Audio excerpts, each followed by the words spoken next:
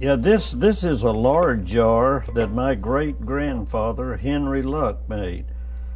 And I acquired this from a gentleman who tore down and restored log cabins. He came in here a few years ago and had this jar and wanted to know if I knew who H. Luck was. And I said, of course, that's my great-grandfather Henry Luck. And in his day, not many potters wrote their names or put their names on their pots, but he was sort of a smart aleck in a way, and he was from a family that but was literate. The Lucks were literate, and so he would once in a while write his name on a pot that he made. And there's about 3 or 4 others that I'm aware of that are available here in North Carolina.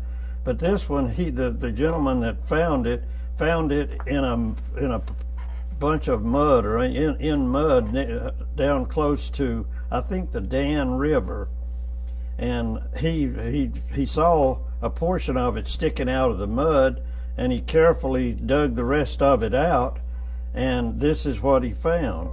And so he came to me and asked me if I knew about it. I said, of course, it's my great-grandfather's, which made sense because my great-grandfather made ware or pottery, and it was found just north of Greensboro, somewhere on the Virginia line, somewhere around the Dan River, or maybe Reidsville, in that area. So, and that would have been an area that my great-grandfather would have sold pottery, sent it and had it and sold it.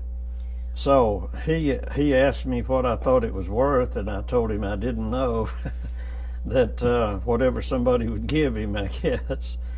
And so he said, well, thank you, and went on his way. But about 3 weeks or a month later, he came back, and he had this with him, and I had some rooster figurines that I had made, rather large roosters that I had made. And he said, I'll tell you what, I'll trade you that piece for a rooster. He said, I think this belongs or needs to come back home. So that's how I acquired this. I'm very, very proud of this, and it's definitely the work of my great-grandfather. This clay is salt glazed, and it looks just like all the shards around his old kiln. His old kiln is still, the kiln hole is still there on my brother's property now. It's on the property that I grew up on. But this is a piece made by my great-grandfather, Henry Luck. Have you killed a deer this year, Matthew? What? Have you killed a deer yet this year? No. Well, that's what people keep asking me, and I said, no, I don't think he's got one, so I'm telling the truth. Man, you got to go, or Yeah.